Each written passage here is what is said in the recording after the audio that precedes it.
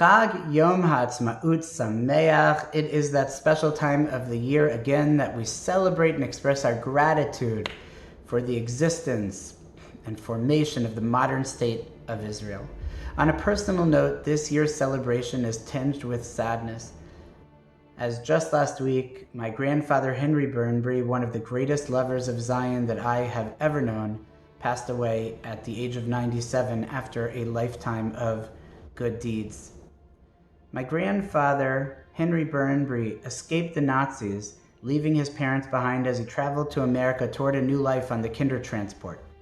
Only a few years later, Henry joined the U.S. Allied Forces to fight against Hitler and his army and to liberate those Jews still left behind in Europe.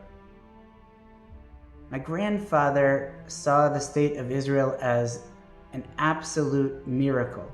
And before the War of Independence, my grandfather helped to smuggle in guns so that those living in Israel could protect the land and protect all of those who are in the land.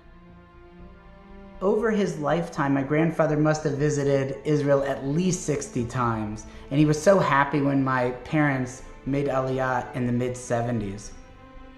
To my grandfather, as well as to many, if not most, of the Jews of his generation, the modern state of Israel was nothing short of a miracle. First of all, it was a place of physical refuge to house Jews and protect them from the often violent anti-Semitic vicissitudes of history, which we know all too well. And on a spiritual level, living in the land of Israel expressed the dream of so many generations to be able to live in the footsteps of our forefathers and foremothers in the Holy Land.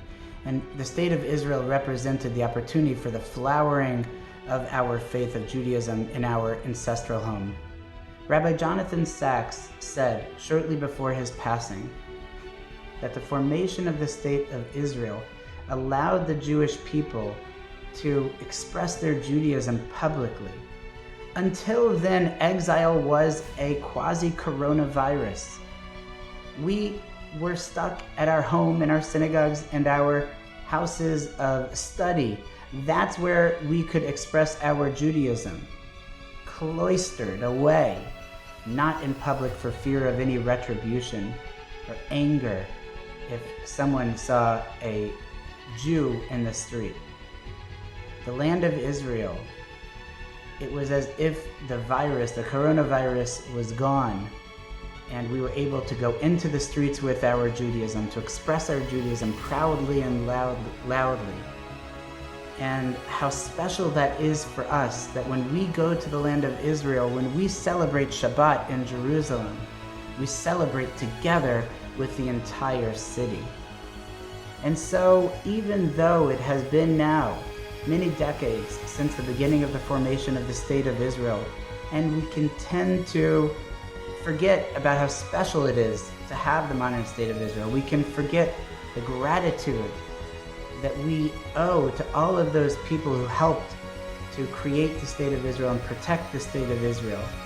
It's so important that we remember and never take for granted this special time that we're living in, that we are able to get on a plane and visit or live in the land of our ancestors. As I think about my grandfather, Alav Shalom, I reflect on the land of Israel, and I remind myself, like he believed, that Israel was nothing less than a miracle to celebrate, all the more so on Yom Ha'atzmaut. Chag Sameach.